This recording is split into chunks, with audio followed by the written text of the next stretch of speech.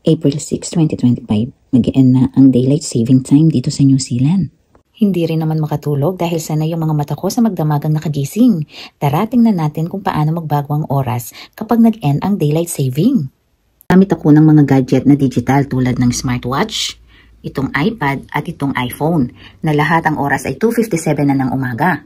At makikita ninyo na yung analog na orason na yon ay 2:57 din ng umaga. Diferensya ng oras ng New Zealand sa Pilipinas ay advance ng 5 oras dito sa New Zealand. Ayan, mapapansin nyo bigla kung ano yung mangyayari. 2:59 naging 2 o'clock. Naging 2 o'clock din dito at naging 2 o'clock din doon. Makikita nyo yung diferensya ng New Zealand at saka Pilipinas. 2 o'clock at saka 10 o'clock na ng gabi. So, 4 na oras na lang ang diferensya nito. Kanina, 5 oras pa. Makikita nyo naman sa analog na orason na ito na 3:00 na.